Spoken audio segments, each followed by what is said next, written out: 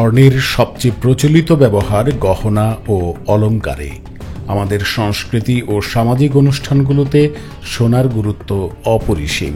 তবে শুধু গহনা নয়, স্বর্ণ সংরক্ষণ করে কেন্দ্রীয় ব্যাংকগুলো, যা একটি দেশের অর্থনৈতিক নিরাপত্তার প্রতীক হিসেবেও ব্যবহৃত হয়।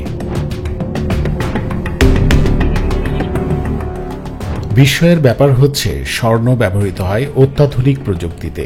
মোবাইল ফোন, চিকিৎসা যন্ত্রপাতি, এমনকি স্যাটেলাইট ও মহাকাশযানে, কারণ সোনা তাপ ও বিদ্যুৎ খুব ভালোভাবে পরিবাহিত করে।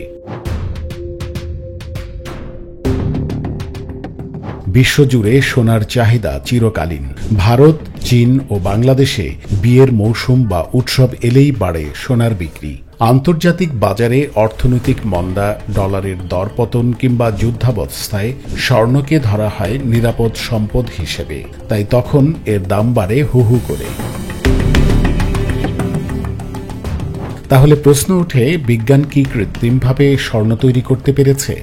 উত্তর হ্যাঁ, তবে শুধু গবেষণাগারে। পারমাণবিক ত্বরণ যন্ত্রে পারদ বা বায়োস্মাথ নামক মৌলকে রূপান্তর করে সোনার পরমাণু তৈরি করা সম্ভব হয়েছে, কিন্তু এই প্রক্রিয়া এতটাই ব্যয়বহুল যে বাণিজ্যিকভাবে তা কার্যকর নয়।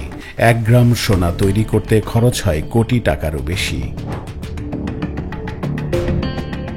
গহনা, বিনিয়োগ কিংবা প্রযুক্তি, স্বর্ণ আজও মানুষের কাছে এক অবিচ্ছেদ্য আকর্ষণ, আর বিজ্ঞানীরা এখনও খুঁজে চলেছেন সেই উপায় যেখানে ভবিষ্যতে হয়তো কম খরচে কৃত্রিম স্বর্ণ তৈরি করা সম্ভব হবে।